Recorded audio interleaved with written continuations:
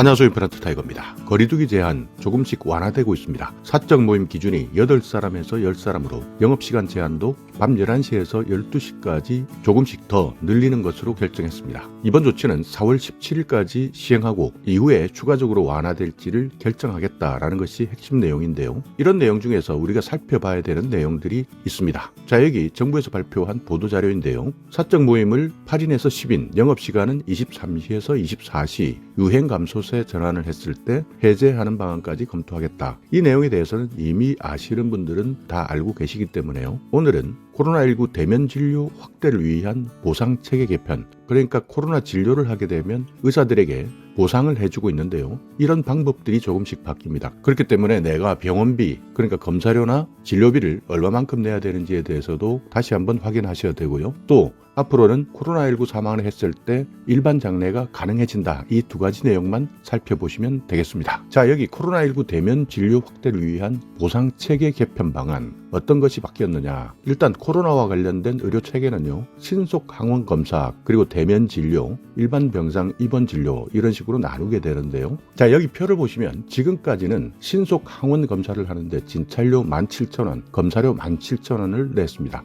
물론 이것이 우리가 실제 지급하는 돈은 아니고 건강보험공단에서 받아가는 돈인데요. 이 내용은 현재까지 진찰료, 검사료 그대로 보상해 주고 있습니다. 그리고 현재 신속 항원검사 감염 예방 관리료를 받고 있는데요. 한 사람당 21,000원에서 31,000원. 이 내용은 4월 4일부터 중지됩니다. 그리고 현재까지 본인 부담 진찰료 5,000원, 검사료는 무료, 이렇게 해서 본인 부담은 5,000원이었는데요. 이 내용도 연장됩니다. 자, 대면 진료를 하는 경우가 있습니다. 그러니까 검사도 하고 진찰도 받고 진료도 받고 이런 모든 내용들을 다 포함하는데요. 국민안심병원이나 호흡기 클리닉, 외래진료센터의 감염 예방 관리료를 그동안 21,000원에서 31,000원까지 보상해주고 있었는데요. 이것이 이제부터는 중지됩니다. 다만 확진자 대면 진료 관리료가 신설되었는데요. 한 사람당 24,000원에서 31,000원까지 보상해주는 것을 신설했습니다. 그러니까 4월 4일부터는 대면 진료를 할 때 확진자를 대면 진료했을 경우에는 여기에 대한 관리료 한 사람당 24,000원에서 31,000원을 신설해서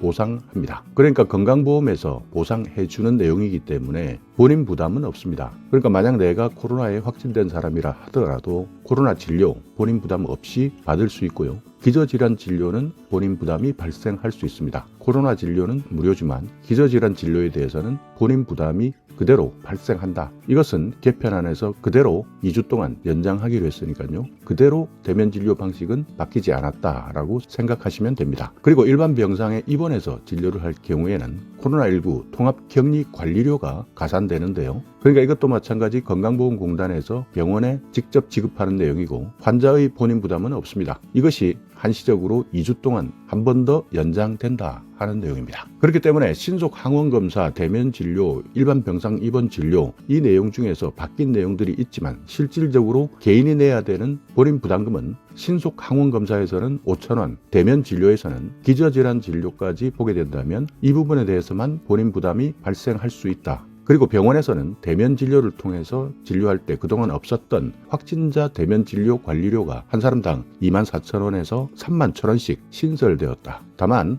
환자의 본인 부담은 없다 하는 내용 기억해 두시기 바랍니다. 자, 그리고 두 번째, 코로나19 사망자 장사 방법 및 장례비 지원 개편 방안인데요. 지금까지는 장사 방법을 제한하고 있었습니다. 그러니까 코로나19 시신에 대한 장사 방법 및 절차 고시와 시신의 장사 방법 제한, 대상 감염병 공고가 있었는데요. 여기에 따라서 하다 보니 너무나 많은 것들이 힘들고 어려웠습니다. 그러나 이제부터는 통상적인 장례가 진행될 수 있도록 지침이 바뀌고요. 그리고 그동안 코로나19 사망자에게 지급해왔던 장례비용 1,000만 원을 지원해드렸는데요. 이것은 장사 방법이 바뀌기 때문에 이제부터는 중단됩니다. 다만 전파 방지 비용, 그러니까 감염병 전파를 방지하는 비용 실비 300만 원 이내에서 지원해 주는 것은 당분간 지속해 드립니다. 그러니까 앞으로는 지침을 정비해서 통상적인 장례가 진행될 수 있다. 그리고 사망자 유족에게 지급해왔던 장례 비용은 이렇게 지침이 바뀌게 되면 바로 중단하는 것이고요. 전파 방지 비용 실비 300만 원 이내 지원해 주는 것은 당분간 유지한다는 점, 이 부분까지만 알고 계시면 될 것 같습니다. 자, 오늘 영상 여러분께 조금이나마 유익한 정보가 있었다면요. 오늘도 구독 그리고 좋아요 부탁드리겠습니다.